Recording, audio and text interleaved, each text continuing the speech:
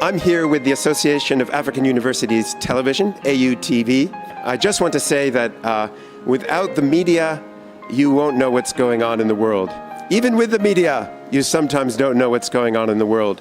So you need to tune in to the reliable sources who are really on the front lines, who can give you the information you need and give you facts, not conjecture, give you real news, not fake news. And this is the place to find it, AUTV. The voice of higher education in Africa.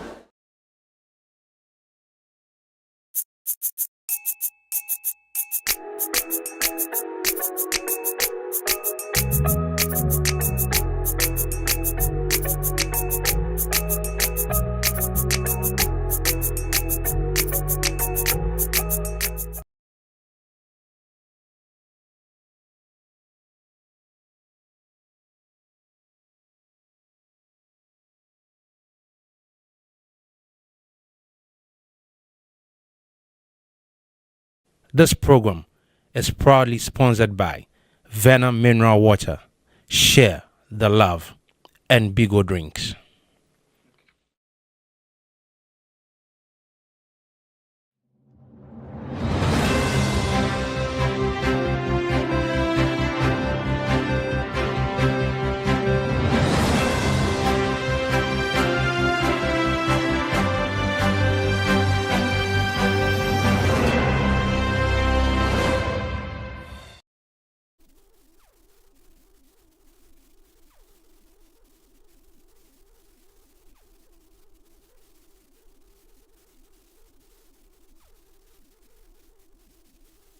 (2025). The initiative aims to equip 150,000 youth with skills in coding, web application development, and digital marketing. The Minister of Communications, Digital Technology and Innovation, Samuel Nartey George, disclosed this during the press conference held last week. Let's take a quick look at the details. In a significant move to bolster Ghana's digital economy, the government is launching the 1 Million Coders program on Wednesday, April 16, 2025. This ambitious initiative aims to train 150,000 young Ghanaians in coding, web application development, and digital marketing. The pilot phase will commence in 4 regions: Accra, Ashanti, Bono, and Upper East, ensuring nationwide inclusivity. Over 250 participants are expected to join the launch event from these regions. The program design includes a strong emphasis on gender inclusivity, integrating the 50-50 male to female participation ratio to ensure balanced access to digital opportunities across all districts. To support this endeavor, the government has allocated 100 million cedis and partnered with MTN Group, Ghana's leading telecommunication company, to provide technical support and access through the MTN Skills Academy. This partnership was formalized at the Mobile World Congress 2025 in Barcelona. According to the Minister for Communications, Digital Technology and Innovations, Samuel Nartey George, the initiative will not only target urban centers, but also leverage district assemblies to ensure nationwide reach. Moving on, the long-standing Boko conflict has claimed over 300 lives since November 2021, triggering mass displacement of residents, a collapse of public service, and the closure of schools, hospitals, and businesses. Renewed violence last week has heightened tension, prompting a visit by the Inspector General of Police. Institutions including SNET and major banks have evacuated staff, while over 495 teachers fled the municipality. The town of Boko, once a vibrant economic hub in Ghana's Upper East region, is now in crisis. More than 300 lives have been lost since renewed conflict erupted in November 2021, as violent clashes between the Kusasi and Mampusi ethnic groups continue to devastate the region. The most recent violence, just last Wednesday, left 1 person dead and 5 others injured, including a police officer and an immigration officer, following a confrontation between youth and security personnel. Enraged youth retaliated by touching a police vehicle and destroying several checkpoints.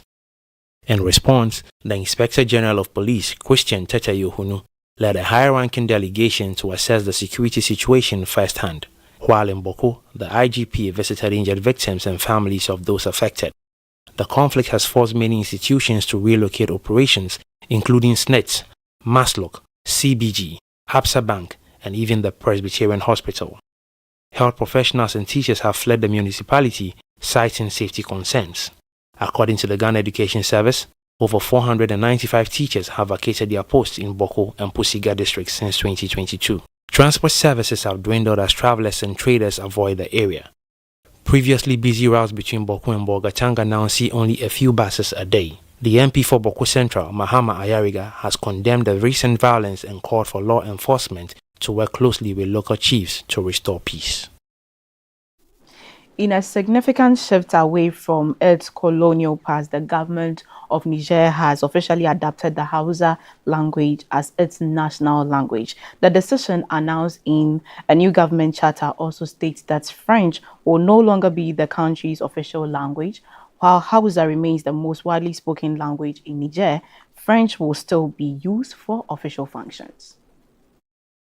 In a bold move, the government of Niger has officially adopted Hausa as the country's national language, signaling a major step in distancing the nation from its colonial past. The announcement, made through a new government charter released last week, states that from now on, Hausa will be the national language, reflecting its widespread use across the country. Prior to this decision, French had been the official language of Niger, a legacy of its colonial history. Despite this shift, French will continue to serve as one of the working languages, meaning it will still be used in its official matters. However, the move to elevate Hausa as the national language is a significant gesture of national identity, as it is the most spoken language in Niger. Over 26 million people live in Niger, and a vast majority of them understand and speak Hausa. In contrast, French is spoken by just 13% of the population and roughly by 3 million people. In addition to Hausa, the new charter also recognized 9 other local languages, including Zama-Songhai, Fula, Kanuri, Gomanch, and Arabic, as spoken languages of Niger. These languages, part of the country's diverse cultural landscape, are now officially acknowledged in the country's governance and public life. In an exclusive interview on the African Student Voices show with myself on AAU TV, Moses Desire Kuyo, flag bearer and president-elect of the National Progressive Alliance, NPA, shared insights on his recent victory in a stimulated political campaign rally held at the University of Media, Art and Communication Institute of Journalism, UNIMA-KIJ, formerly the Ghana Institute of Journalism.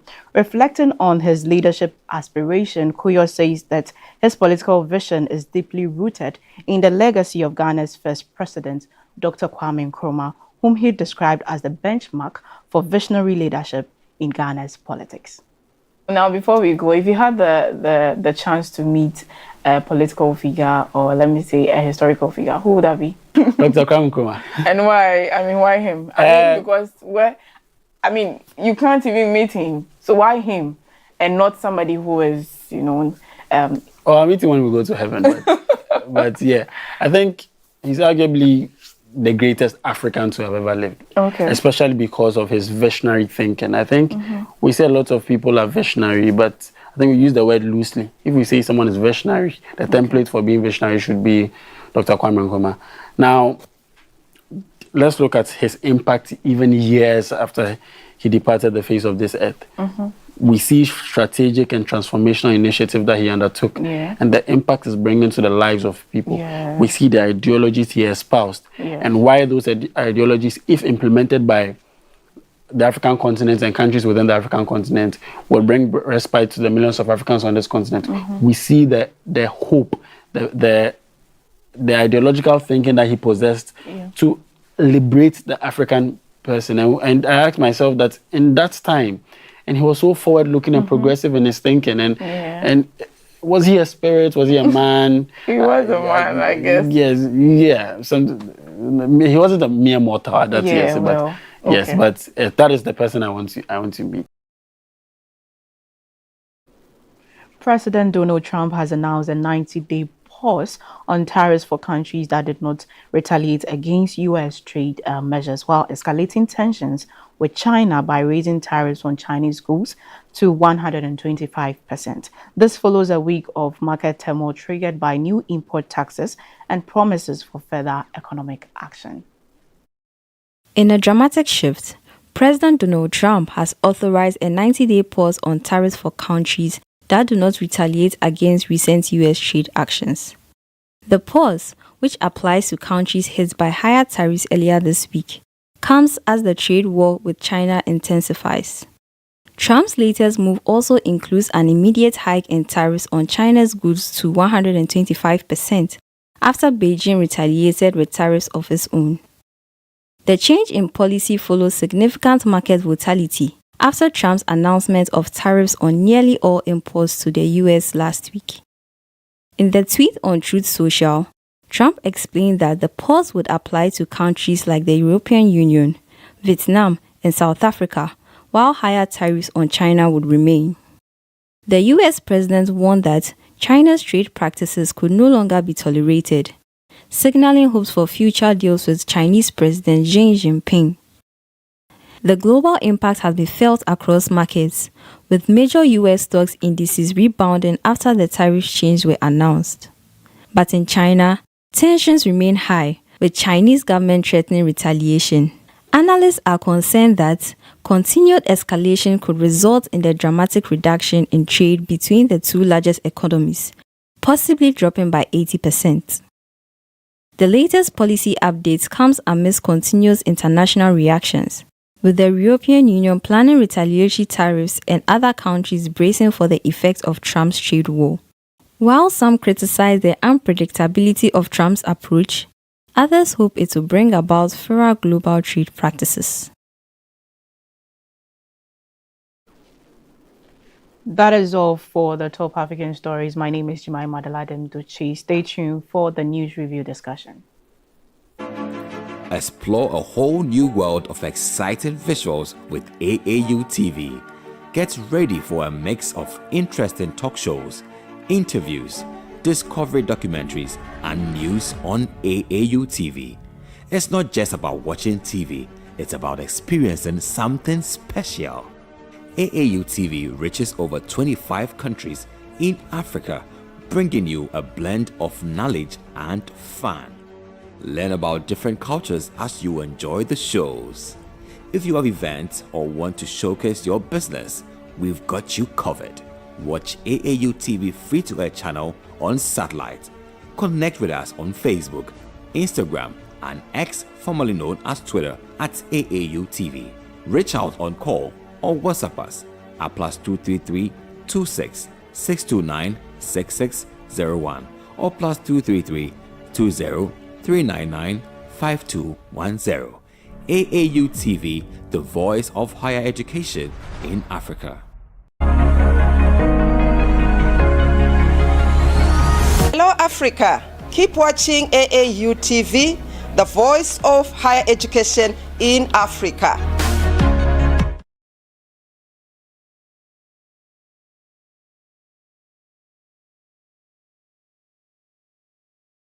This program is proudly sponsored by Venom Mineral Water, Share the Love, and Bigo Drinks.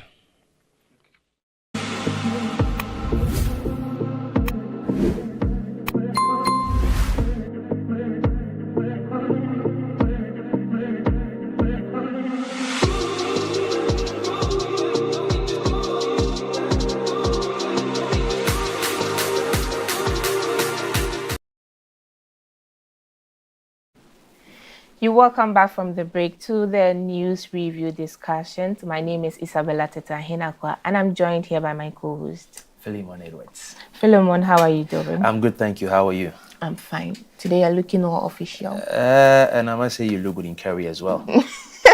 Thank you very much. Yeah. So today we have quite interesting stories. The first one is looking at the recent tariff that Donald Trump is putting on some countries, and we are also going to look at some security challenges or issues that are popping up in Ghana. Yeah. So I think maybe we should dive straight, right?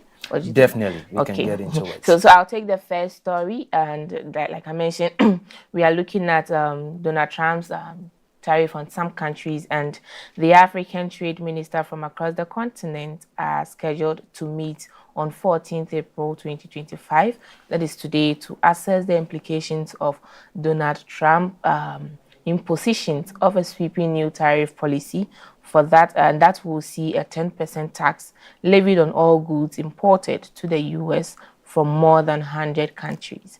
Now, the meeting will bring together key stakeholders, that is policymakers, economists, trade experts, and representatives from regional economic communities to explore how the African continent can best position itself in the face of growing global protectionism. Now, Secretary General of the African Continental Free Trade Area, that's AfCFTA, Wamkeli Mene, addressed the media from Washington, D.C., calling the U.S. tariff a wake-up call for Africa. He emphasized that the decision by President Trump underscores the urgent need for African nations to fast-track the implementation of policies that promote intra-African trade and reduce over-reliance on global powers. President of the United States has given us a wake-up call, and the wake-up call is that we must accelerate our own economic self-sufficiency. The Minister of Trade will meet on April 14 to deliberate on this matter and exactly how our continent should respond. Now, the new tariff threatens to increase the cost of African exports to the U.S., potentially diminishing their competitiveness in the African market. Many African economies rely on exports such as textiles, agricultural produce, raw materials, and manufactured goods, much of which are currently traded under preferential access agreements such as the African Growth and Opportunity Act, AGOA. So this is our first story, focusing on the new tariff. President Donald Trump is pushing to some African countries. And when we look at the list of the new tariff, we have more than 100 countries facing 10% tariff. Yeah. And I mean, I think I'm happy to see that our ministers and our leaders, especially the continent as a whole, are coming together to look at what's best that we can do to address this, because it's there. It's something that is proposed, and it's already in action. So nothing can be done, but we have to look at the solutions, because if you are hit by a higher rate of tariff, is going to you are going to experience a lot of disadvantage. Prices of goods are going to go high. You are going to pay more in terms of exportation, your taxes and all that. I'm happy. I mean, something is being done today. We are looking forward. I mean, by the end of the day, we should see some of the solutions that they are bringing on board to address this. And like the Secretary General made mention, it is about time. This is a wake-up call.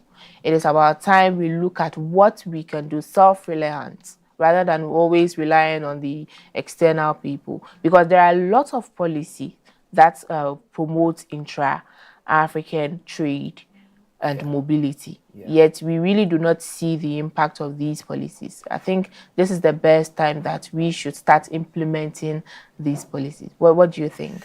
Well, I like you said, I'm equally pleased to know that the Secretary General of the AfCFTA has called for this meeting, and it's good to know that it's happening as soon as possible, which is today. The reason is because I also think that it's about time that this discussion happens. And it's about time Africa begins to consider a lot of trade amongst the countries in the continent, and not unnecessarily rely on the Western world, or so to speak. It doesn't mean that we can't do business with them anymore, but we can consider doing a lot more amongst ourselves as African countries, because at the end of the day, what it means also is that our monies will remain in the continent. We will grow our economies quicker and faster, because we probably understand our economic language better than when you're trading between Africa and Europe or America. You know, so when you're trading in Africa, from one African country to the other, I believe that we would understand ourselves better. We know our terrain better. We have similar economies So things will align far better in that regard than focusing on the Western world or just America. Okay, because for me, I feel like if we are able to do this, Africa will be self-reliant and self-sufficient. If we are able to do this, we are going to grow stronger as a continent. One of the key things that drives a continent or a country is the economy. If we are unable to come together as Africans to be able to do things of this nature, I mean, it's going to be very difficult. Look at what America alone is doing in terms of their economy. Just one country. So imagine a continent comes together and are able to put some solid ideas together, like what is being proposed today. I don't know what the outcome of the meeting is going to be. I honestly even don't know either a whole solution will be, let me say, arrived at today, given the fact that it's the first meeting. I just hope that all of these key indicators will be able to help our ministers to be able to do the right things to drive the continent in the right direction. Because towards the end of the article you read, I do understand that African countries have traded with America under the African Growth and Opportunity Act, which allows a lot of African countries to enjoy some sort of, let me say, benefits or opportunities when they are trading between Africa and America. So if this act has given us this opportunity for a long time, this thing happened from the year 2000, I think. So we're talking about 25 years now. So in a certain way, let's just say that America has been a very good friend economically in whatever they're supposed to be doing for us when it comes to trade. Okay, so at this point, what is going to happen is that let's say we have enjoyed some of these things for the past 25 years. Now, we are supposed to make sure that we are self-sufficient going forward. We cannot tell what will happen if President Trump is going to hold on to this. He's given a pause to some countries who have not retaliated yet. Now, after 3 months, the 90 days, I don't know what is going to happen. We don't know even what is going to happen after his tenure in office currently.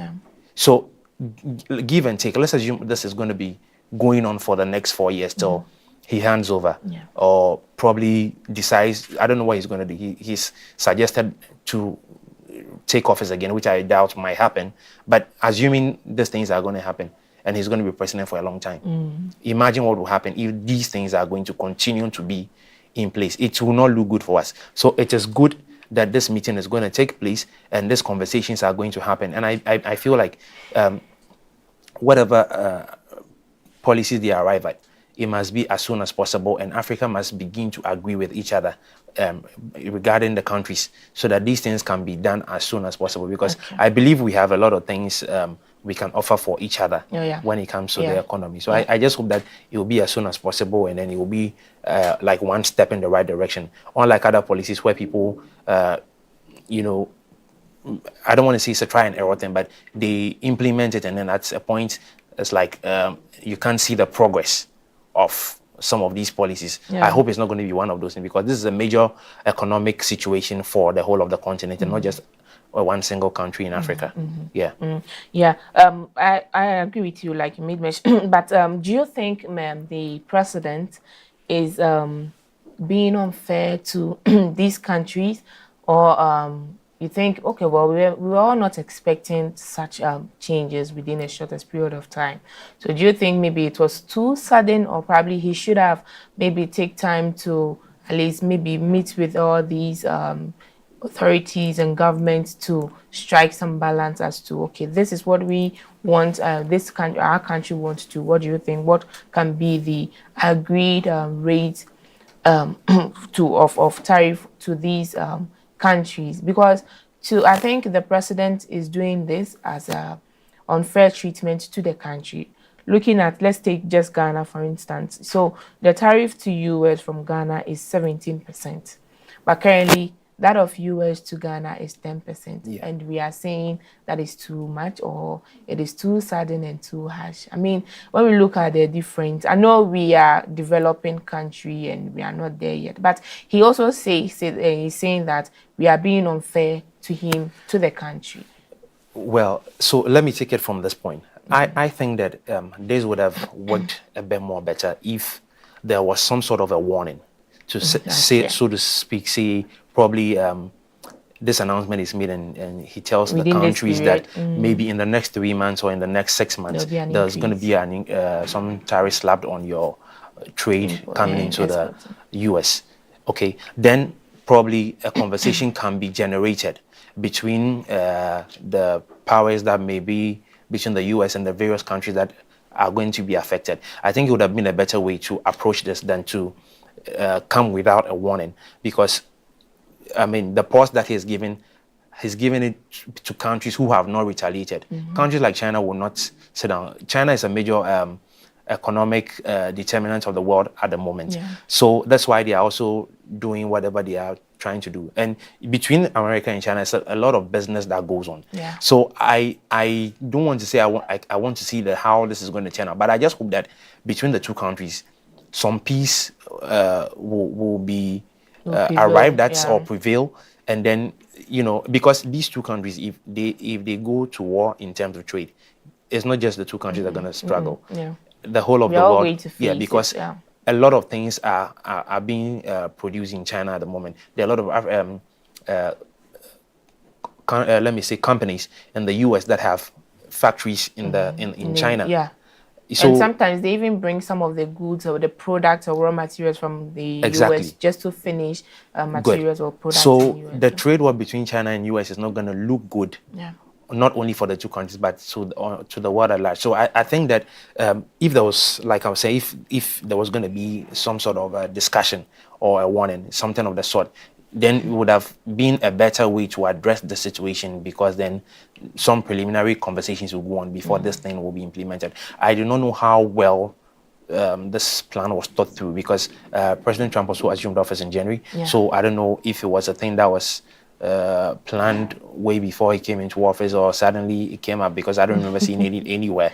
So it's a big deal for me. It's a big deal. So I just hope that regardless of how it has turned out now, within this 90 days, let's just say that this 90-day pause is the period within which all the countries that are affected will have to do some thinking and see how they will engage the US government again. So it's good that the Secretary General of AFTAC has called for this meeting, so that today all of these ministers who are going to sit in this meeting will be able to come up with something. So I just hope that in the 90 days, what should have happened if there was a warning, what happened within this 90 days, so that in the 90 days, hopefully, there's going to be some proper conversation between the countries that are affected and the US government, and then we'll see where this goes. I just want to believe that something good can come out of this. Of course, let's see where this goes, and we are hoping that something good will come out of it. And again, this stresses on the fact that we should now start focusing ourselves, self-reliance, focusing on neighboring countries, especially in Africa, rather than Western countries. We'll move to the next story. Okay, so to the next story, we want to come back home to Africa, specifically in Ghana.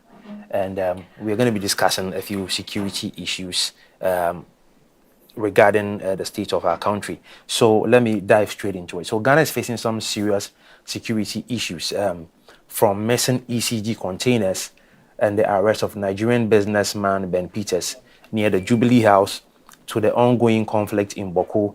And then one of our members of parliament, Reverend John Ntim-Fodjo, has made allegations regarding 2 suspicious flights that recently landed at Kotoka International Airport under circumstances he suggested may involve drug trafficking and money laundering. I mean, these are the situations that we are confronted with when it comes to the security of our country. Now, let's go into the ECG container scandal first. So we are going to do this. We'll talk about the ECG. One after the other. Then we'll take it one after the other. So, I mean, from the ECG container scandal, okay, Professor Innocent Akwa's report reveals that the ECG cannot account for over 1,300 containers. Okay. Now, let's look at the situation. These containers, numbering over 3,000, were at the harbor. When the new government took over, from from the stories I've read, when during the transition, the current Minister of Energy, Jinapor, said that in the report it was stated that there were 2,500 containers. No, Even though 3,000. So the figure is 3,000, Yeah. but in the report he was given, Okay. it was 2,500. That was from the, I think from the Habo. Yes. Not from ECG. No. So this is in the transition report Exactly. that got to him. Yeah. So first of all, we are looking at inconsistencies in figures. Exactly. There's 3,000, and then now there's 2,500. Now, let's work with Just even this. with the 2,500. Okay. Then now we are saying that 1,300 plus are missing. The question is, how can we know how huge containers are? Yeah. How Just even one container? Can you see Exactly. one container and then 1,300 300 of them over? So let's just say that this 2,500 is true. Okay. Between the transition period, Ghana voted in December, Yeah. 7 December. Yeah. The government took over in 7 January. That's 1 month. I don't know if the containers were lost within the space of 1 month or which I don't think between December 7th to, let's say, about 2-3 weeks now since this news broke out. Let's just say that'll be about 3 months. How are 1,300 containers going to be able to disappear from the port? The conversation going on now is, who are the people responsible at the ports? Number one. Of course. Who are the procurement officers in charge at ECG, such that these inconsistencies are the things that we are seeing? Are we safe as a country? Because I think about myself as an individual who probably would want to buy a car or buy anything from outside Ghana and will import it into the country, and my container arrives at the port. How safe am I? These are the questions people are thinking about, because if 1,300 containers can disappear, what about my single container of just one car? What is going on? Are we safe in this country? What do you think? So to me, I really do not support what Professor Innocent Acquah is saying, that we cannot blame or the ECG cannot account for such a loss or the missing containers, because, like you made mention, they have directorate, the procurement directorate, who is in charge of anything that is or equipment or things that they need. And you know that you have, let's say, 2,500 containers coming. Even if you do not have the funds to bring them into the country and they are stored at the in the harbor, you should be following up. You should know the number of containers there. Yes. So you can't say, okay, you should be following up. Yeah. At least if you go, at least you are just coming to check, okay, my things are there. We don't have the funds to bring them to the country now, but I mean, we are following up on it. So if an amount is missing, of course, you should account on how it got missing. Yeah. And yes, the Tema Harbor people in charge of these goods should also be taken responsible for such loss, because it is in your care now. So how come 1,300 over 1,300 containers just got missing and we don't know where it passed or for how long this has been going on? I mean, this thing, and I don't know, but we are all looking forward to results and seeing that these people, currently I learned people have been arrested. Yes. I think 3 nationals and then some foreigners identified as Chinese people. So we are all looking forward to seeing that at least there should be some punishment. Like we should see something from this, because 1,300, that is a big loss to the country. Yeah. And currently ECG is already facing issues, and then this. Yeah. It is a very, very big issue that they need to pay for. People need to be punished for this. Yeah. If it's the Tema Harbor people, if it is the ECG, whoever is accountable to this should be punished. But there's nothing to talk about this. I mean, there's no excuses for this. And I saw a video where the minister went to, I think, manufacturing at Shire Hills around Shire 2, and then they saw them actually melting these wire cables into something just to not to be caught. I mean, what kind of selfish and greediness motive are these? It's worrying.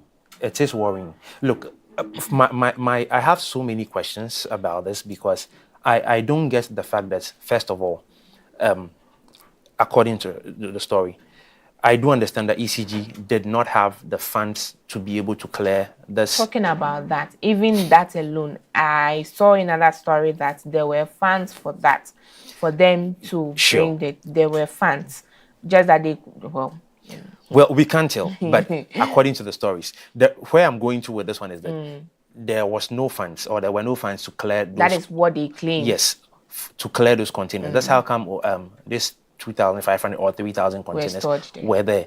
Now, because there were no funds to clear them, these containers have accrued some sort of demurrage already, running into millions of cedis. So, yes, you are going to clear the containers eventually. So you will pay for the clearance, and now you've got to pay for the demurrage as well. So my challenge is how the system has gone so bad that ECG couldn't prepare to clear the containers on time to avoid the demurrage, because these are when you knew that funds. you are expecting exactly this number of containers. So you know that you should prepare a certain amount of money, okay, to be able to clear these containers.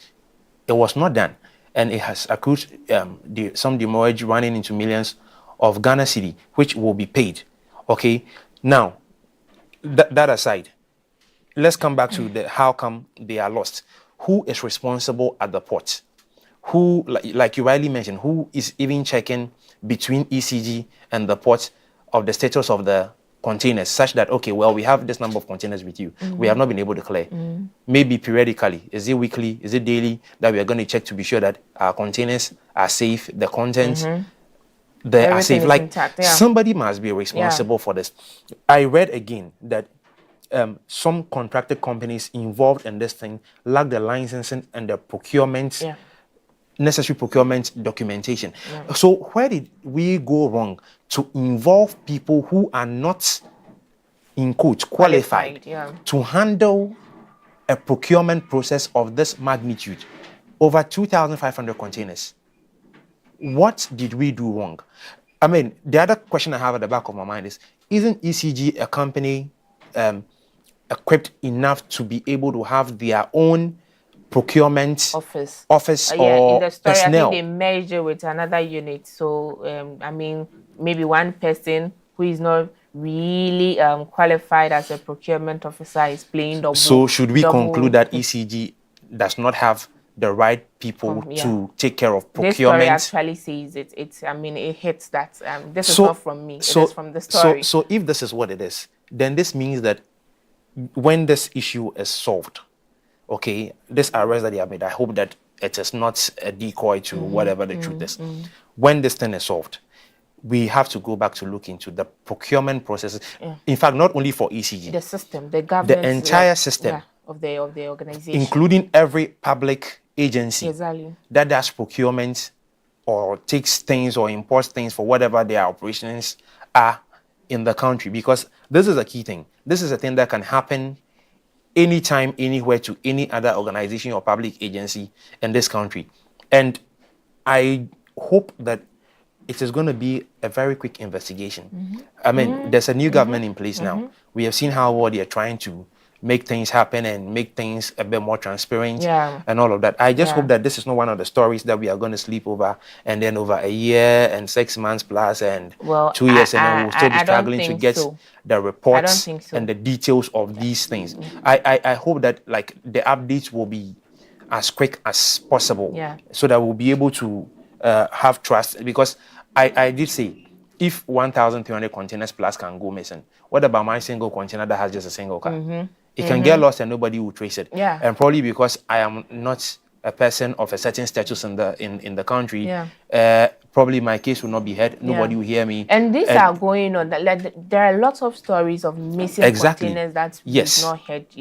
Because this is a national issue. Exactly. That's why we are knowing about this. But once involving individuals, small companies, and things like that are the ones that are swept under the carpet. And then I don't know how these people are able to solve these problems or get it managed or handled. I mean, it's a big deal. So I just hope that the investigations that are going on will give us some enlightenment and then quick resolutions to how these things can be solved. So let's move right along to the next security issue.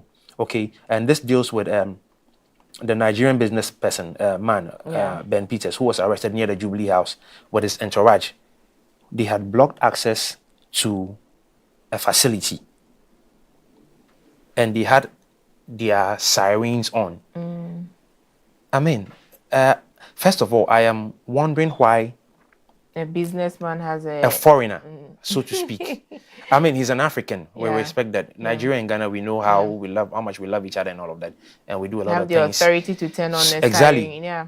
When even here we look at people, we are stopping people from the MPs and all, unless it's an emergency. They are not allowed to use a siren unless you have a police escort. Yes. Okay. Exactly. So there are people who have the right to use their sirens, and there's a list for that, which is a very short list. Yeah. So for a business person, a foreigner for that matter, to have the nerve to be able to turn on his siren in the heart of Accra, just next to the Jubilee House, the seat of presidency, and blocking access to a facility of this nature, like it is a big deal for me. I mean, are we the ones who have made this thing happen? I'm asking that question because we have seen in the past how, unfortunately, some members of parliament, ministers of state, and people of this nature who have some of these sirens installed on their cars use it to avoid traffic.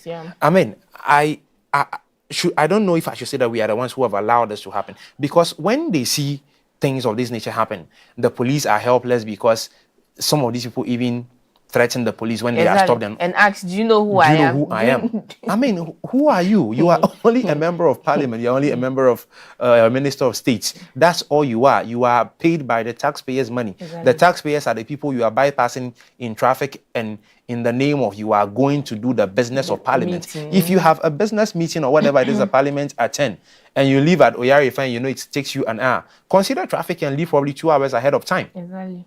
So for a business person who is not a Ghanaian, for that matter, to have the effrontery to be able to turn on sirens with his entourage, convoy or whatever, and block access, I mean, for me, it is a major security issue. Okay, I don't even want to go to the extent of his personal affiliation to the former president. Okay, not even this kind, the former president Akufo-Addo, where during his time, that was when there was COVID, and he I don't know if you know, he owns the company that was taking care of the COVID test at the airport, and he has amassed several millions of dollars as a result of that. The airport compared to what the Ghana Airport Company Limited got when they were managing the situation.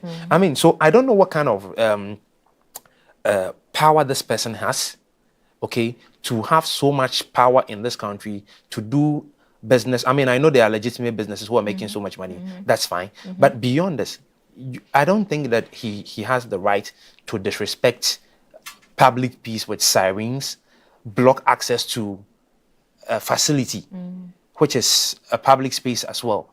I mean, I am concerned about this, and I'm glad that there has been an arrest myself. So I really do not have a lot to say. Your question is, do you think, are we the one making this happen? Of course, yes, we are the one, obviously.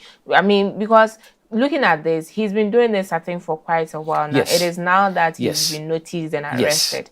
So my thing is, I'm happy he's been arrested, and he should be dealt with, like, properly to serve dealt with as an example to others. Because like you mentioned, there are a list of people and organizations that can use the siren, and aside them, no one else. If we are caught using the siren and it's not an emergency, you know, sometimes we do hear these taxis, you know, honking continuously because there's an emergency in the car. That is fine. But if you are caught using the siren and you don't have the authority, sanctions should apply. I'm happy without any reservation, regardless of who you are. I mean, sanctions should apply. So I'm glad that there's been an arrest, and hopefully we'll see some result about it. Now let's jump into the Bawku issue, which saddens my heart a lot, because Ghana generally is a peace-loving country. We are noted in the world everywhere we go as a result of our hospitality, the kind of peace people enjoy when they visit Ghana and all of that. So it saddens my heart to see that this Bawku conflict, which has been going on since 2021, we are counting 4 years now, has given us over 300 deaths Yeah. already. I mean, I am not happy to talk about this issue because the details of it are not pleasing to hear. The repercussion of this conflict, okay, has been so bad that, for example, now companies are shutting down in Boko. Businesses are shutting down. Schools are closing down. According to the GES, over 495 teachers have fled the place. Nobody is willing to be posted into that district any longer because people fear for their lives. I read in further stories where, for example, from maybe Bogatanga to Boko, at the transport stations, you'd have over 20 buses leaving Boga to Boko because people are going there to do business. In a day, you have about 20 buses going there. Now you have less than 3 buses leaving in a day. What does this mean for the livelihood of the people, number one, who live in Boko? And secondly, for people who are in the neighboring towns around Boko, who are doing business in the... Look, we are shutting down the life in Boko. And I am concerned about it. Okay? Yeah. My worry is that very soon, we have seen how people from the north, the northern part of Ghana, often try to leave the north and come to Accra because they think that the life is here. And all. We are going to have a lot more of these issues coming up again. I mean, many of these people would want to seek refuge, if not in the neighboring towns, because this thing can escalate to the neighboring towns and then eventually people want to be trooping down south. That's what my worry is. So you are worried. I am worried. Other Ghanaians, in fact, all Ghanaians are worried when we hear when we hear about the Boko story. But the question is, are the people themselves worried? That's a good question. Because we saw that the police and then the national security went there trying to, bring solutions and, address the issue, the ceasefire, let us settle down. And see, you saw what happened. They were fighting and pushing the police. The whole IGP was there. And let me make this comment on the IGP. I heard this morning when I was on my way to work, getting into the studio. I can't believe on a report on one of the stations that there was a sniper somewhere who had targeted a shot at the IGP. Oh, really? I was like... Really? You can imagine the shock. You see these things in movies, you see these things in war-torn areas. But to imagine that... And it's not like they are coming to fight. They are coming exactly, to peace. and you have a sniper. Wow. Somewhere, located somewhere, targeting the IGP. Really? On what grounds? Where have we gone wrong in this country? So they don't want peace. A sniper positioned somewhere targeting the IGP. It's I don't know how to explain this because I just heard this morning, like I said on one of the stations. We don't have a full picture or the full story yet, but the idea alone for me is worrying. I can't imagine a sniper somewhere targeting the IGP, the chief of police. It's a worrying situation for me. It is. Because this man went there, commiserated with the families that have had some deaths, spoke with them, did their checks. It was a high delegation of not even just the police command alone. Some military folks were involved to see what can be done about the situation. And then there's a sniper somewhere wanting to kill.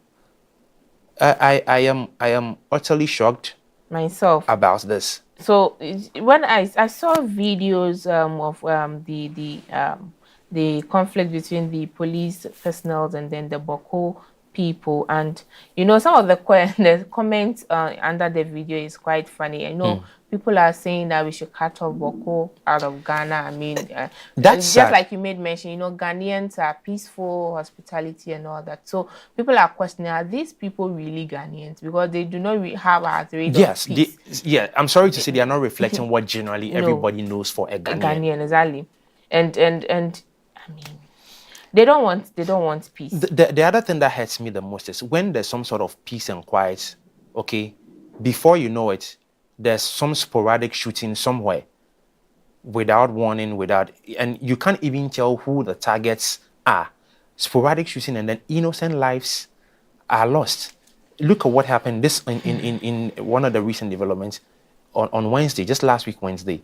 A whole police vehicle was tortured, and it was bent straight to the ground. Meanwhile, these people were there to try to make peace. And what happened was, I don't know what this group of young people were looking for, but they were allegedly confronted some market women, and that's what developed into all of this brouhaha. And then suddenly there was the torture of the police vehicle. That's a state property damage right there. Homes of some of these police officers were attacked. I don't know where this is going. I don't know what our friends in Boko are looking for. But I'm glad to know that at least the security agencies are up and doing, regardless of the threats that they face. Even police officers in the past have lost their lives in the front line, on the ground there. So I just want to use this opportunity to appeal to our friends and families in Boko. Especially the youth. Exactly. Especially the youth. There is no situation that cannot be solved. The president, when he took over in January, made a passionate appeal, made a visit and all of those things. I think that it is proper to listen to the first gentleman of the land, because we want the nation to thrive. This thing is affecting the people of Boko. Lives are being lost, livelihoods are being lost. I don't know what we are looking to achieve if we want to continue pushing and fueling this domestic or civil war that's there. So I just hope that our friends and families in Boko are listening to us. Whatever you can do to avoid or stop this thing, it's not going to just help the people in Boko. It's going to help the entire country, because you have families, you have friends, you have people who are losing livelihoods, they are losing their lives. And how do you intend to survive when these things go on? We don't want this thing to escalate into other neighboring towns and districts in the upper west and upper east and all of that, and then coming down to the north and all of that. So if you can hear us, we love Ghana, we love the country, we want the nation to thrive. These are things that can affect investors coming into the country. Even companies in Ghana who are operating in Boko have shut down. So definitely investors will not come in. So if you are listening to us, if you are watching us, please, it's a passionate appeal.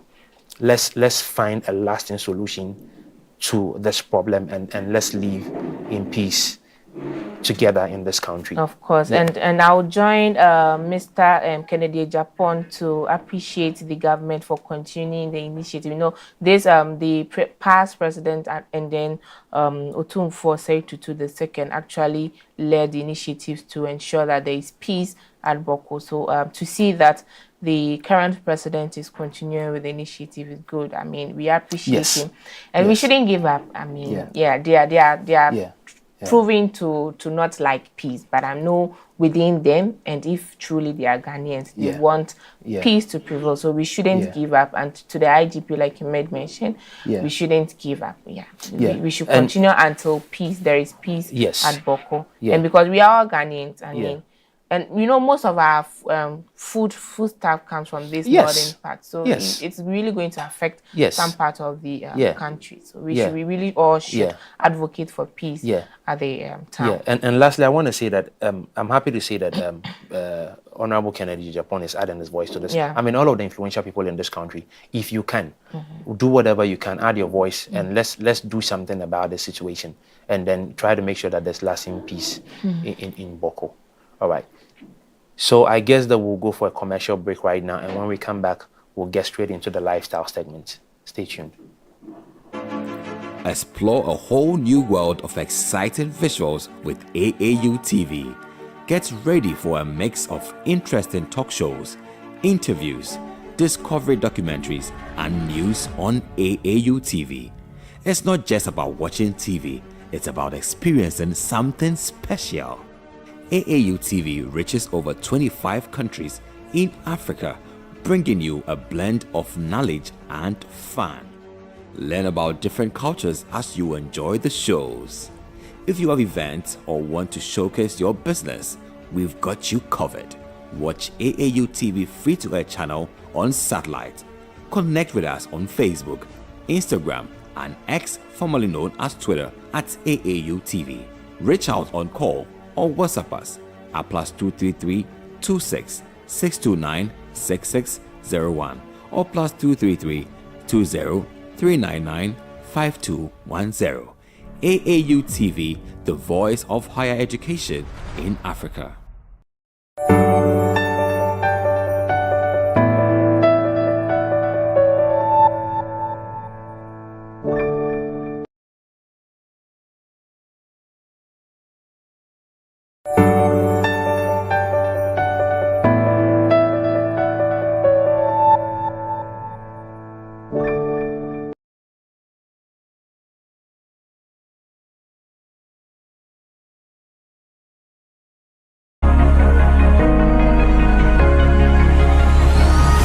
Hello Africa, keep watching AAU TV.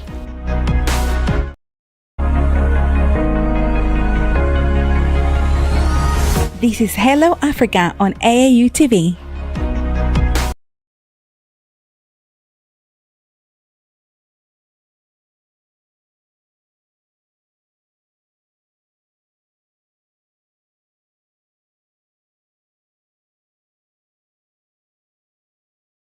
I'm here with the Association of African Universities Television, AUTV.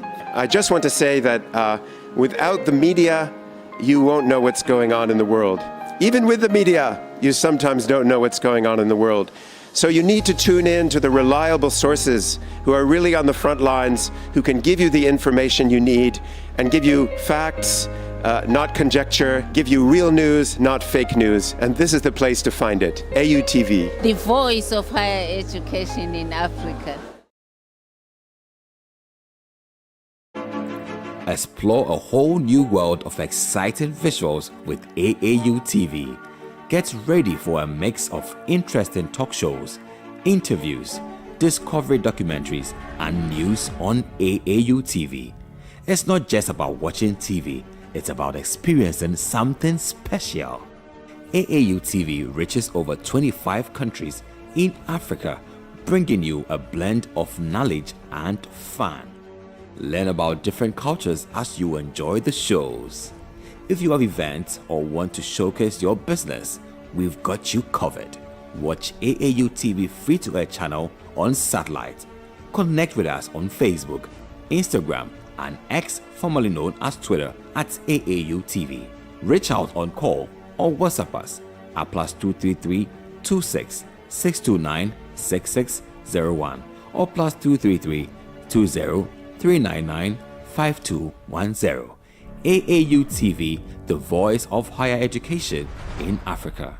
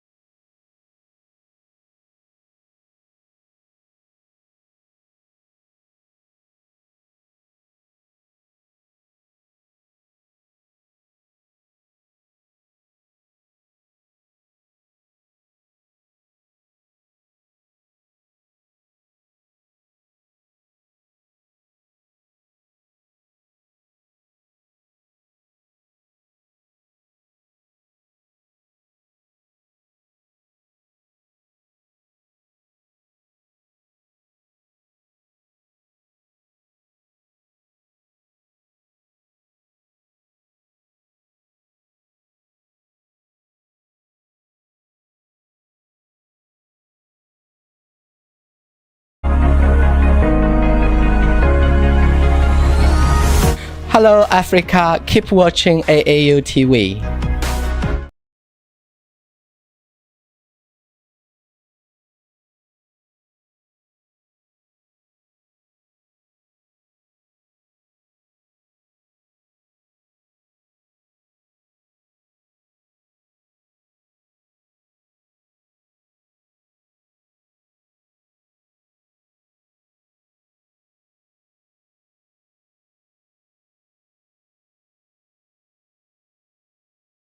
This program is proudly sponsored by Venom Mineral Water, Share the Love, and Bigo Drinks.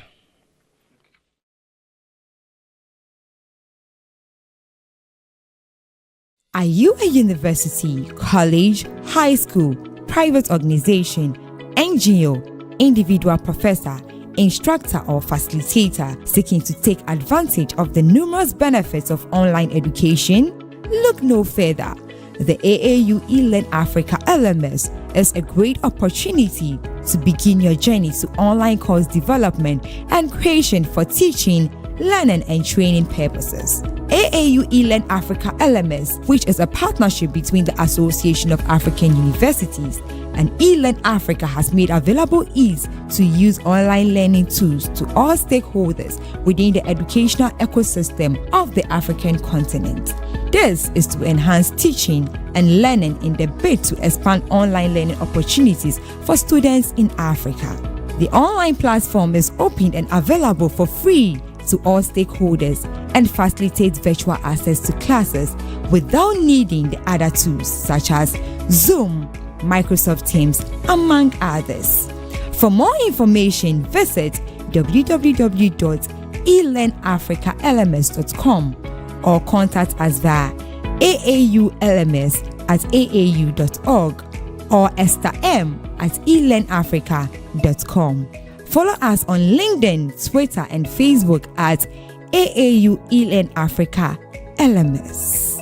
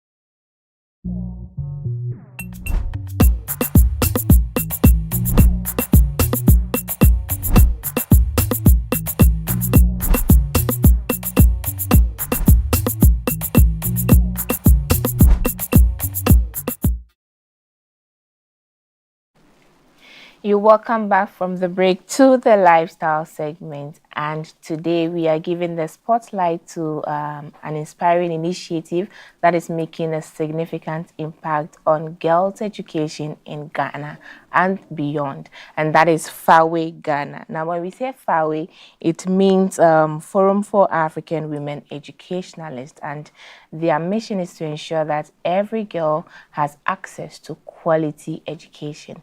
In today's segment, we'll be sharing some insights of FAWE Ghana, the vision for the future of girls' education in Ghana, as well as discuss the upcoming launch of the FAWE Ghana Strategic Plan 2024 to 2028 and the FAWE Ghana FAWE Mastercard Foundation Phase 2 program. Now, we are privileged to have with us to help us discuss the FAWE Ghana, Mr. Richard Amweni, that is the National Coordinator, and Ms. Naomi Darko, the Communication and Advocacy Officer, both from FAWE, Ghana. Yes, I know when you heard Ms. Naomi Darko, you are surprised and you say, I know that name. Yes, she used to be with us, but now she is with FAWE, Ghana. Hello, Mr. Mweni. You're welcome to Hello Africa Morning Show. Thank you. And to you, Naomi, you're welcome. Hi. Right. So to you, Mr. Mweni, first, we are here to talk about FAWE Ghana, but let's start with FAWE. What actually, when was it established? What motivated the establishment of the organization? And then you narrow it to FAWE Ghana. Okay. Thank you very much, and greetings to your listeners. So FAWE is an acronym which you rightly mentioned, Forum for Africa Women Educationalists. The question is, how did FAWE came to being? In 1992, there was a conference in Manchester for all ministers of education.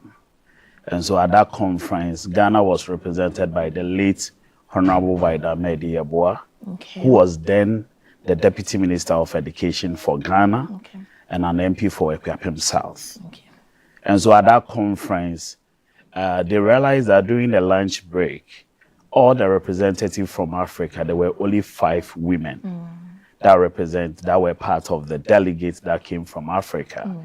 And so a program officer from the Rocky Feather Foundation met these 5 women during lunch break and tried to inquire from them that she perceived that there is a problem with girl-child education in Sub-Saharan Africa. And so a Rocky Feather Foundation is willing to promote girl-child education in Sub-Saharan Africa on the condition that these 5 women will return back to Africa and form an NGO that will promote and advocate for girl-child education and women empowerment. Wow. And so these women return and they decide to have their first meeting in Kenya, Nairobi. And at that point, they decided to set up a Pan-African organization which has the vision and the mission to promote girl-child education across Africa. And so after the establishment in 1993, the Pan-Africa organization called FAWE to promote girl-child education across Africa, they tasked these 5 women to go back to their country and replicate the same organization to carry the mandate at the national level. And so the late Honorable Vida Medi Yeboah came back to Ghana and gathered people to form the FAWE Ghana chapter, and it was registered at the Registrar General in 1993 November as Company Limited by Guarantee, solely to carry the mandate of FAWE within Ghana. Interesting. I'm happy to know this stemmed from the limited number of participants during their meeting, and I'm happy it is still ongoing from 1993 till now. Yes. So the FAWE Ghana has been established for about 30 minutes, more than 30 minutes. Yes, 30 years. Sorry, yeah. 30 years. Now we are in the 32nd year. Yeah, exactly. Reading about you, the organization, I know you've done quite a number of things that is contributing to the main goal of the organization. Now, if I'm to ask to mention some of the success stories and achievements, what would be your best, let's say, best 3 or top 3 achievements? So the best 3 will be the establishment of Diaspora Girls Senior High School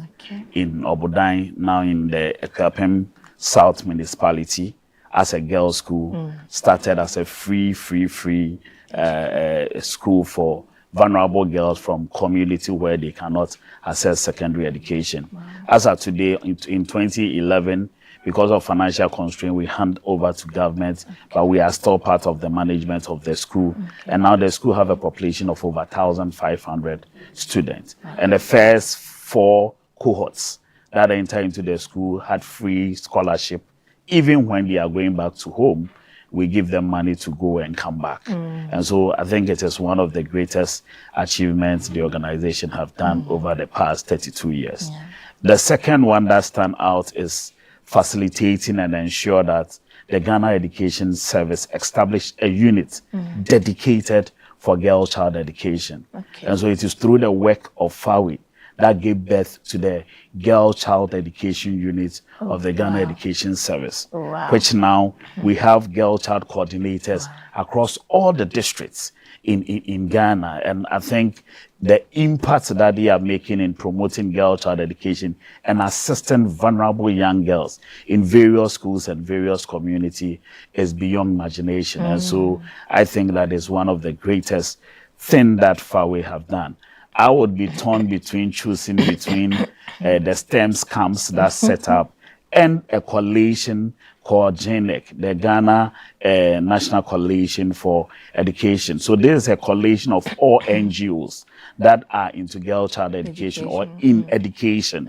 And so FAWE was the brains behind promoting and setting up this coalition. And now GENEC is across all the countries, every part of the districts that Ghana is working in. So I think that in terms of ranking, I would take these three as the major contribution FAWE have done in the past 32 years. And indeed, it's a major contribution. And I'm happy you have the interest of the government as well as other organizations to support in terms of sustainability. Yeah, you can only ensure sustainability of your brand only when you partner and collaborate. Exactly. It is the work of the government, any NGO or any organization, is to assist and support government by collaborating with them. Yeah. Thank you very much. And let me move to Ms. Darko. Do you have maybe any addition to the success stories to mention? Of course, we have partnered with so many organizations, like you rightly mentioned. We have been able to give out scholarships to young women and men all across the country. I know there's one really passionate story that is really dear to me. There was one lady that was rescued from a camp, and then she's been supported all through basic school, secondary school, and now she's even doing her PhD. So that is one of the biggest achievements of FAWE Ghana for me. And we also have a radio station that we use to do our advocacy as part of our work, telling people of the repercussions of leaving the girl child at home or not supporting them to go through the education system. So we have done a lot in terms of our work. Interesting to know. Congratulations to you all. Thank you. I'm not surprised you mentioned you've given scholarship to some male, because although the focus is on women or girls, I mean, you are giving the opportunity to. I know the percentage may be limited, but it's good you are focusing on men as well. Now, so we know that on the 17th, there's an upcoming very big event for the organization. If you can briefly give us some highlights of what is going to happen. Okay, so on the 17th, we have two events in one. Okay. Which is, the first one is the launch of the FAWE Mastercard Foundation Phase 2 program. And then we also have the launch of the FAWE Ghana Strategic Plan 2024 to 2028. So what we are looking at is to let people know about our work, to also tell people the benefits of this initiative that we have partnered with Mastercard Foundation to come up with. And we have specific targets, participants. We are targeting about 1,100 participants all across the country. For now, the program actually has two components, which is the bridging program and then the TVET training. So the bridging program is focusing on about 500 people, and then the TVET training is targeting 600 participants all across the country. So I don't know if Mr. Mweni would All right. We'll be there to support. Let me move back to Mr. Mweni. So she made mention the program is in two. I mean, you are focusing on two initiatives under the program. So the first one is the FAWE Mastercard Foundation Phase 2 program. I'd want to know what is it about? Because we are hearing Phase 2, meaning there were Phase 1 and there was a Phase 1. Yes. What is it about, and how is it going to benefit Ghana in terms of addressing girl child education? Okay, so the Mastercard Foundation partner FAWE at the Regional Secretariat, that's our head office, 10 years ago, to support them, grant scholarship to vulnerable young girls and boys in Uganda, Ethiopia, and Rwanda. So the Phase 1 was for only 3 chapters. FAWE operates in 34 chapters or 34 countries in Africa. And so the Phase 1 supported 3 chapters. This Rwanda, Ethiopia, and Rwanda, and Uganda. Uganda, yeah. So now the Phase 1 was strictly by scholarships bursary program. But in Uganda, something interesting happened. They identify and realize that most of the young girls and boys from certain communities and certain deprived schools were not able to make the grade to go into a tertiary education. And so they have a certain criteria, grade points that you have to, like Ghana. If you want to go and do a degree in any of the tertiary institution, you need to get at least up to D6 in 3 course, 3 elective. What it means is that if you have up to D7 or D8, you would not be able to do. Either you have to go and do a diploma at, now the university, some even run diploma at the technical university, or you go and do a remedial and you better your grade. And you know, most of the young girls and boys, normally, most often, if you have them to make a choice, would not want to go back and do remedial. And so what Uganda did was that they identify these students with weak grades and now try to talk with some of the university to come out with a foundational program to build them up so that that foundational program becomes a bridging between the senior secondary to the tertiary. And so they were able to negotiate that and start that program, which they call the Higher Education Access Certificate Program. And so the regulator at the Uganda level was able to come in and assess the program. And at the end of the day, it has been accepted as the 4th pathway that they use to enter into tertiary education, which the foundation felt that is a good success and a good model. And so now the second phase, or the phase 2 of the foundation partnership with FAWE, is now we are adding additional 7 countries into the operation. And luckily and fortunate for us, Ghana is one of the countries that they are adding up. And so one of the things that they want us to see to do here is to see how we can replicate the model, the bridging program, which is the Higher Education Access Certificate Program in Ghana.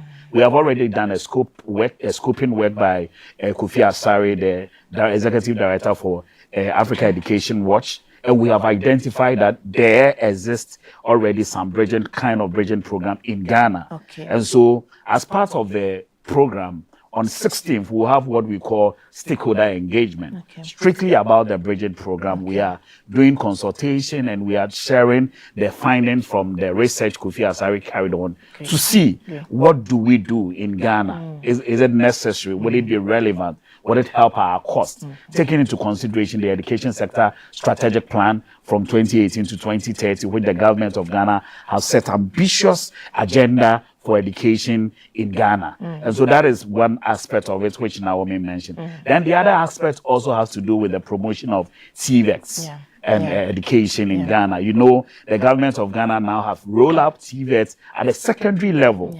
And they have to move on to the tertiary level. And so this program is to support young girls and women, young girls and boys that are interested between the ages of 15 and 25 to pursue such program within the tertiary education level. And so we anticipate that per the program design, a direct benefit to about 1,100 young girls and boys between the ages would benefit from this scholarship program.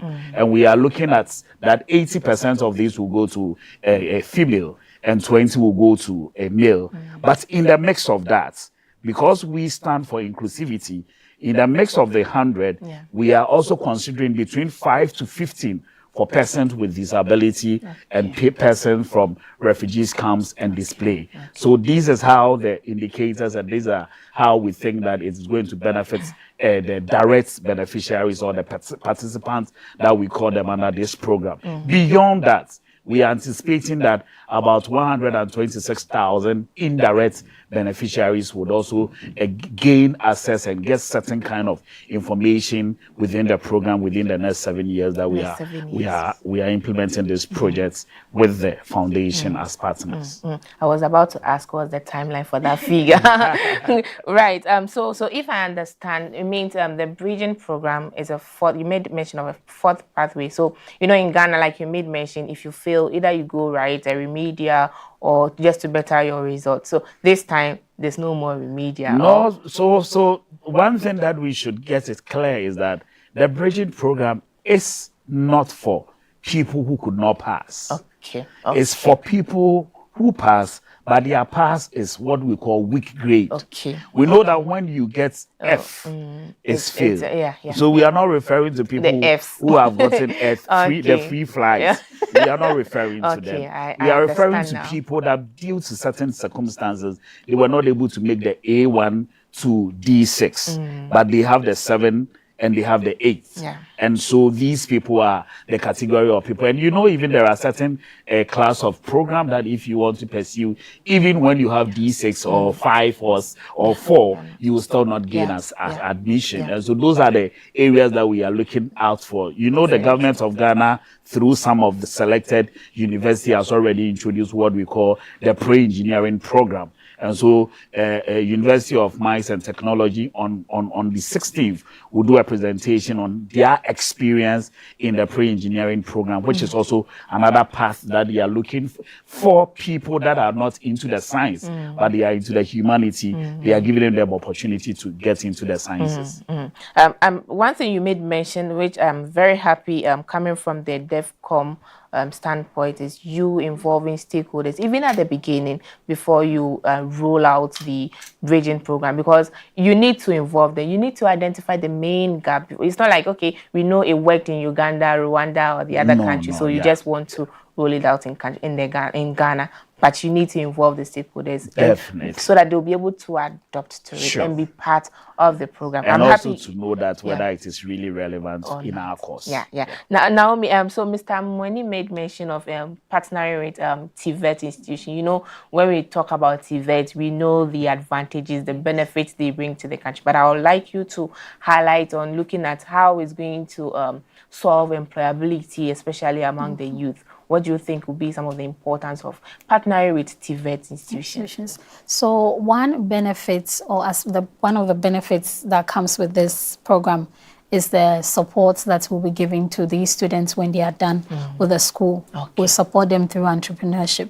Now, if you're an entrepreneur, you're setting up your own business to solve a specific problem, despite you making some form of profits from it. So as we are training you, as we are going through the training, we would also collaborate with other stakeholders, like you mentioned. We'll collaborate with other stakeholders to train these people to build their entrepreneurial skills. Now, once you identify specific gaps in your communities or in your various locations, you can set up an entrepreneurial business, and then the foundation will support you to scale up. So it would definitely decrease so that these people, when these students, when they go through the program, they will not necessarily have to come back to the communities or be looking out for the government to support them with employment. At least with the training and the skills that you have developed in school, you can start up your own business so that you do not need to depend on anyone. So it would definitely bridge that gap of unemployment, and then it would also scale up businesses,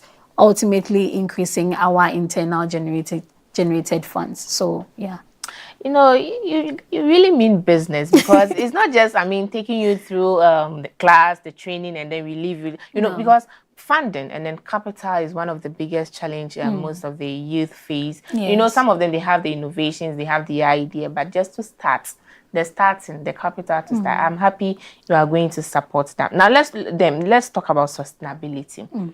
I know we may have given some tip of involving the government, but you are being funded as well and supported. But should these donors seize their funding, what are the plans in terms of sustainability to ensure the program continues and it's really incorporated to the system of Ghana's education? So, Mr. Okay, so the first part of sustainability always drives with ownership. So how do we ensure that right from the community level up to governments, we ensure that this is not something that the foundation is come to run forever, but they are supporting. But the real work is supposed to be done by us.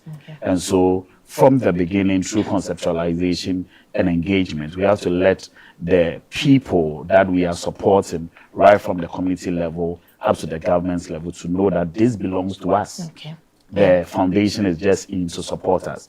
So how do we ensure that we continue with this. And so there is one aspect of the model that talks about giving back to society. Yeah. So every beneficiary or participant that goes through this process is expected to give back to society.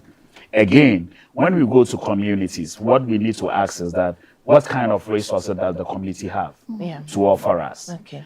So yesterday, on Saturday, I was in Hohoi, and I was looking around a lot of fertile land. And so the question is there a way we can negotiate with the chiefs and the overlords in this area that we, as part of the project implementation, we can ask them to give us land?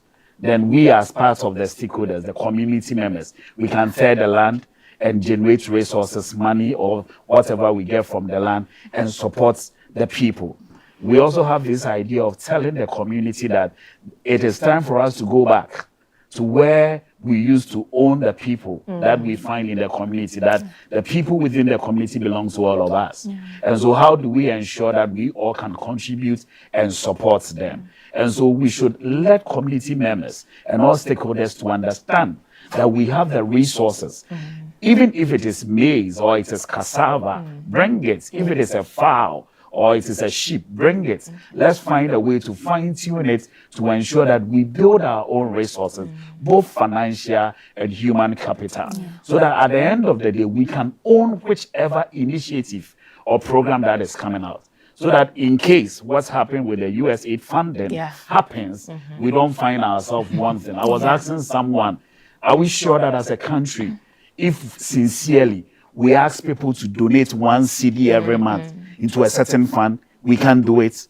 We can do it. We can do it, but because we have not psyched ourselves and let people understand that there are things we can do for ourselves without relying on others. And so, as part of the process, we are going to sell this idea and engage all class of people to ensure that right from onset, we think about sustainability and how we can own the model and improve upon it, so that in a case where the foundation are no longer in position to support, we can still carry it on. Mind you, the government of Ghana, through the new ministry, the Youth and Development, is coming out with all sorts of initiatives, especially apprenticeship. And these are also another area that help build capacity and let people know that you don't wait to complete school before you start building skills for yourself. And so I'm sure as we work together and collaborate with all other agencies and the people on ground, we would be able to ensure that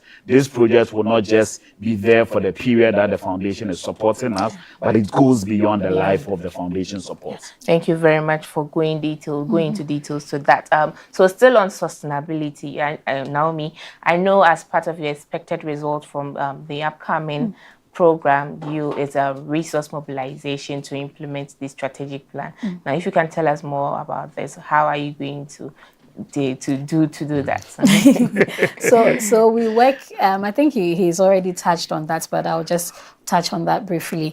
We are collaborating with so many other people, like the ministries, the government of Ghana, and then even at the community level, we have the chiefs and then the opinion leaders. So like you said, maybe it will not necessarily be money that you bring on board, but whatever resource you have, just bring it on board, and then we will see how we can convert that into something more substantial to support our initiative to realize the goals that we have set for ourselves in our strategic plan. Right. And also, the program is just at the corner. So what will be your message? We have a few minutes to wrap up. So what will be your message to participants and people who are interested? What do you think, what do you want them to remember after the program that will have in mind to support you? Okay. So after the whole event, after the launch, I would want people to really understand the work of Fawe and then also get their support, their buy-in, especially the media. Because I work in the communication space, I would really, really call on the media to ensure that whatever thing we are doing in the various communities, in the various regions that we are operating in, they tell the stories so that the governments and the agencies, all the the stakeholders will know that this is what we are doing in our capacity and this is how we are transforming lives. And then also they can also come up with initiatives that they can do to support these marginalized young men and women, because we cannot do the work all by ourselves. There's so many things to do. So with our initiative, as we have targeted specific individuals, we are hoping that we get the buy-in of all relevant stakeholders and they will tell the stories as we go on with our work. Right, Mr. Amweni, from your being the national coordinator, from your perspective, what message do you want participants to have in mind? I think one key thing I want participants to get clear is that there is this wrong notion that we have gotten to a parity in terms of girls, boys in school at all levels.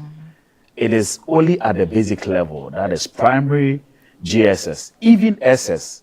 It goes up and comes down. And at the tertiary level and STEM and TVET is terrible.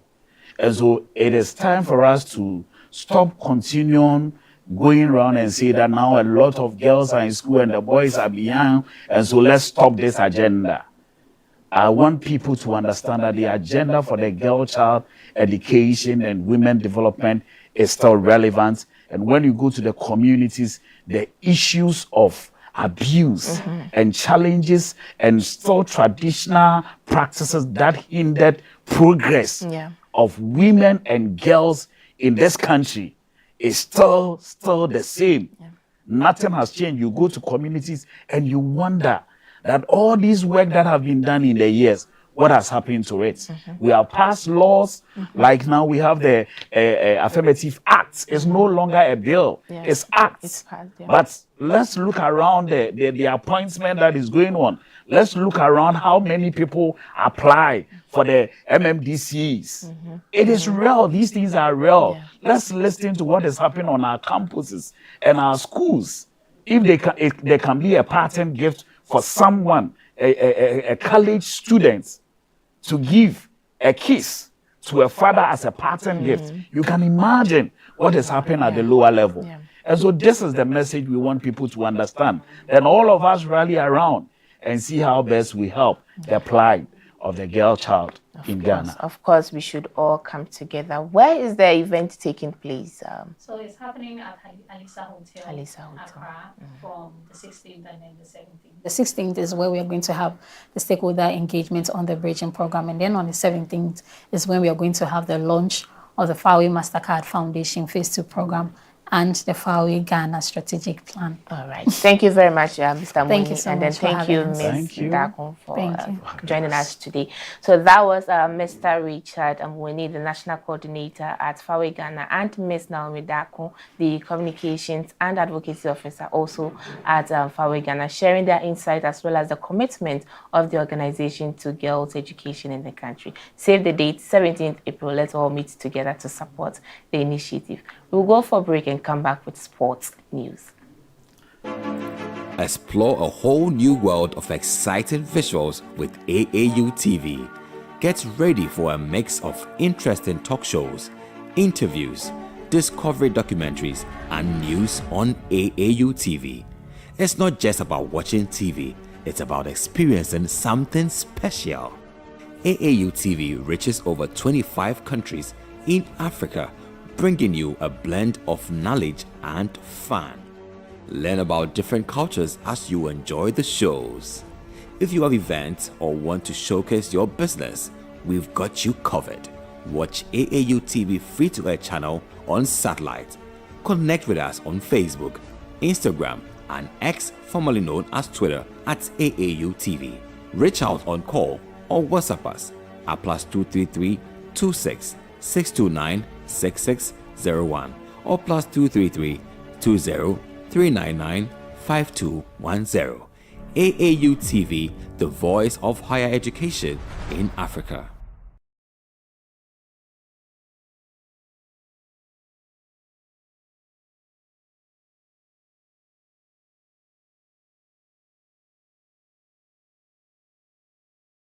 Are you a university, college, high school, private organization, NGO, individual professor, instructor or facilitator seeking to take advantage of the numerous benefits of online education? Look no further.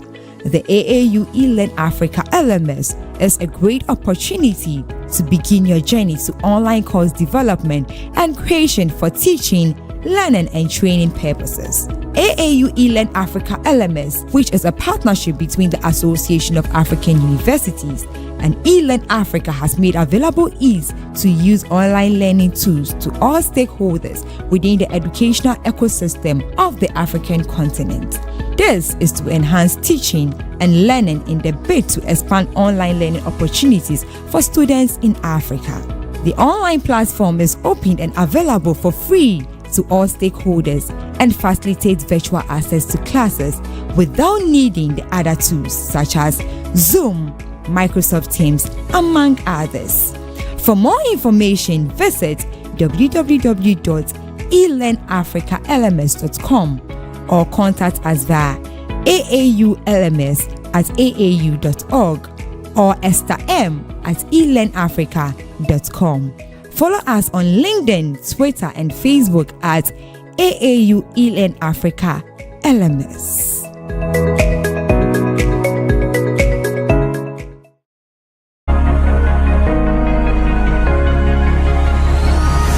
Hello, Africa. Keep watching AAU TV. This program is proudly sponsored by Venom Mineral Water, Share the Love, and Bigo Drinks.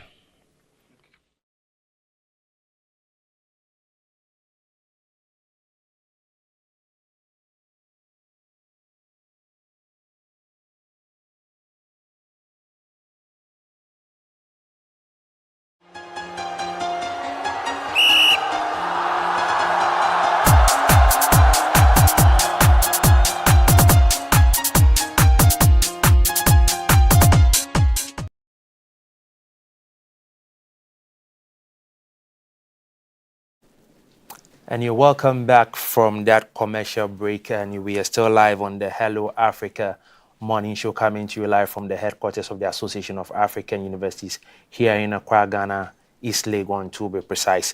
And you're welcome to the segment we call Game on Africa, where we give some sports updates and talk about some trending news in sports. So we'll begin with trending news right away in this segment. Inter Miami is reportedly exploring the possibility of signing Manchester City midfielder Kevin De Bruyne on a free transfer this summer. De Bruyne, a Premier League legend in his 10th season with Manchester City, is set to leave the club at the end of the season as his contract expires. The MLS side faces challenges as it has already filled its quota of designated players, including Lionel Messi, Sergio Busquets, and Jordi Alba. But the July transfer window may create opportunities for adjustment. Clubs from Saudi Arabia are also showing interest in acquiring the star player. Now, Inter Miami recently secured a spot in the semi-finals of the CONCACAF Champions Cup and remains in strong form, aiming to capitalize on its success in both domestic and international competitions. Moving on, Mohamed Salah has signed a lucrative 2-year contract extension with Liverpool, putting an end to speculation about his future. The agreement, worth £380,000 per week, is a significant boost for Liverpool as they edge closer to the Premier League title. The Egyptian winger further demonstrated his value by breaking the record for the most goal involvement in a 38-game Premier League season. Salah's remarkable tally of 45 goals and assists surpasses the previous records held by Thierry Henry and Erling Haaland. Having already delivered 27 goals and 18 assists this season, Salah is now targeting additional milestones.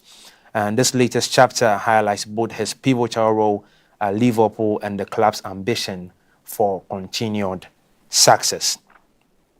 Still on trending news, Real Madrid began their match against Alaves over the weekend on a positive note, taking an early lead through Eduardo Camavinga at Mendizo Rosa. Despite resting key players like Jude Bellingham and Vinicius Jr. ahead of the Champions League quarter-final clash, the team appeared confident in the opening stages of the game. However, their momentum was interrupted when Kylian Mbappe was sent off following a strong challenge on Antonio Blanco, leaving Real Madrid with 10 men on the field. This unexpected twist added pressure to their efforts in securing victory. Alaves, however, also got a red card, and so they also ended the game with 10 men. Now let's do some updates from leagues around the world, and we'll begin with the English Premiership. Nottingham Forest played against Everton, and then Everton secured a narrow victory with Abdoulaye Doucouré scoring the decisive goal in a 1-0 victory. Arsenal and Brentford shared the spoils with both sides securing crucial goals, and that game ended 1-1. In a hard-fought battle, Brighton and Leicester City also were left frustrated with a 2-2 draw. Aston Villa edged out Southampton with key strikes by their forwards, winning that game 3-0 against Southampton.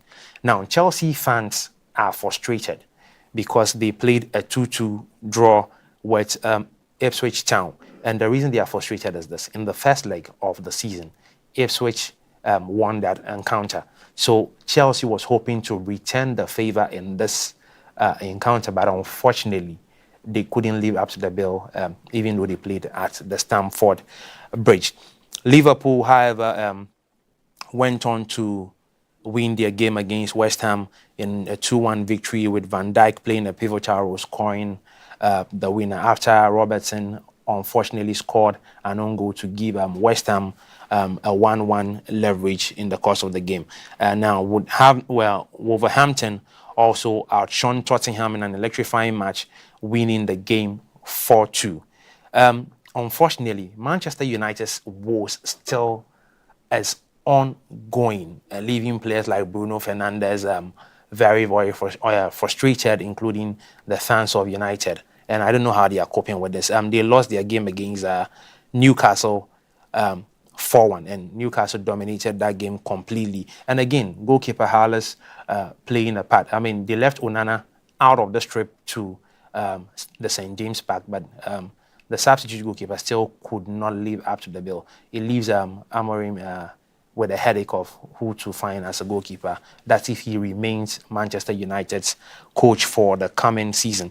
Manchester City fought back from 2 goals down to win their fixture at the Etihad, and they won that game 5-2 against Crystal Palace. And so Liverpool leads the table with a comfortable 13-point margin with 76 points, while Arsenal sits in second position with 63 points, and then Nottingham Forest also follows closely behind with 57 points, and then Newcastle, with their win over United, have jumped into 4th place now with 56 points. So let's go straight into the La Liga updates, and then Valencia began the weekend's game, winning narrowly 1-0 over Sevilla.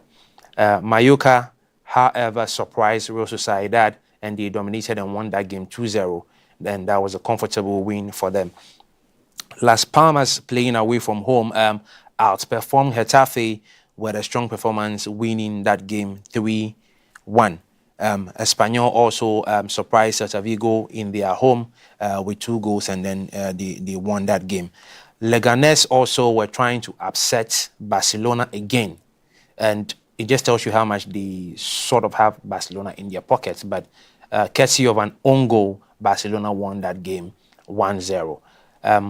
Osasuna also triumphed over Girona with a 2-1 solid performance. And Real Madrid also secured a narrow win despite being reduced to 10 men.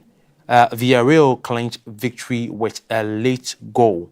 That gave them the edge to win that goal over Real Betis 2-1. And then Atletico Bilbao also came from behind to secure a convincing win over Rayo Vallecano, and they won that game with 3-1. Barcelona still leads the table with 70 points, followed by Real Madrid with 66 points. Atletico Madrid is in 3rd place with 60 points, and then Bilbao follows in 4th position with 47 points. Let's look at the Serie A.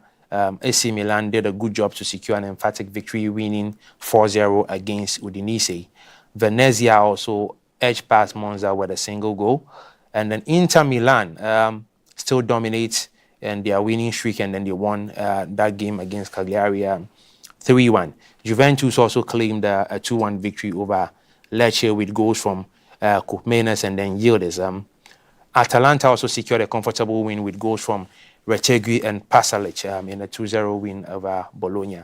Fiorentina and Parma played a goalless draw, same with Hellas Verona and Genoa, who also played a goalless draw. Now, Como won 1-0 against Torino with a decisive goal from Duvikas. Lazio and Roma shared the spoils in a tightly contested game, and that game ended 1-1. So on the table, Inter Milan leads the table with a comfortable 71 points, followed by Napoli with 65 points, and then Atalanta in third place, 61 points, and then Juventus in fourth place with 59 points. And finally, on the major leagues around the world, Leipzig secured a 3-0 victory in their fixture over Wolfsburg, winning the game 3-2. Bayern Munich were unfortunately held to a draw at home when they played Dortmund in a dramatic 2-2 game. Freiburg triumphed over Mönchengladbach to win that game with 2-1. Augsburg also won away from home over Bochum with 2-1 as well. Leverkusen could not score in this weekend and is making their competition looking some way, but they ended their game against Union Berlin in a 0-0 draw, even though they played at home. Hoffenheim also claimed a comfortable win with 2-0 over Mainz. And then Holstein Kiel also lost their game at home with St. Pauli with 2-1. And then Stuttgart also played against Bremen, and Bremen clinched a win with decisive strikes from Becky, who scored 2 goals to give Bremen the win for this weekend's round. Frankfurt dominated their game at home to win emphatically with a 3-0 win over Heidenheim. Now, Bayern Munich continues to dominate the league, even though they drew, and they are on top of the table with 69 points. And Bayer Leverkusen is in second position with 63 points. Frankfurt has 51 points in third place, and then Leipzig is fourth with 48 points on the Bundesliga table. So that's how we wrap up on Game on Africa, the sports segment of the Hello Africa morning show today.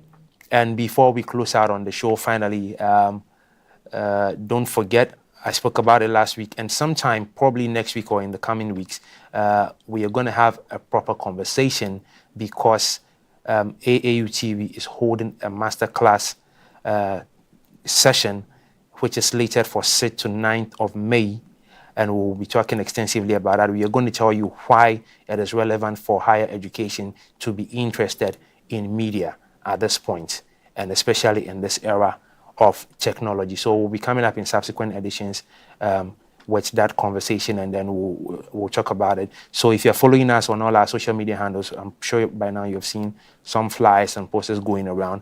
Do make sure your schools are not left out, and then you can be a part of this wonderful masterclass that is coming off again from the 6th to the 9th of May 2025. And before we go, I just want to wish my brother, Reverend Bright Aklamanu, who's celebrating his birthday tomorrow. My brother, happy blessed birthday to you in advance. As a milestone, turning 40 tomorrow. Please send me a quick message. Let me know where the party is, because we are meeting over the weekend, and let's set things together. Happy birthday to you, and have a wonderful time tomorrow. So, folks, this is how we end this edition of Hello Africa today. Stay tuned to all of our programs following our social media handles. We'll come your way on Wednesday afternoon with midweek news at 12 noon. Don't forget, just follow us and then stay tuned and follow all of the trending stories, not only in higher education, but across Africa and the world at large. This weekend is Easter. Stay safe. I know all of us who are looking forward to some break away from work and all of that, but stay safe, be careful, celebrate the Easter in moderation, in calmness, because these days the days run so fast, it will come. at you again very soon. So stay tuned to all of our programs. We'll see you again next week. God bless you and take care. Bye-bye. This program is proudly sponsored by Venom Mineral Water, Share the Love, and Bigo Drinks.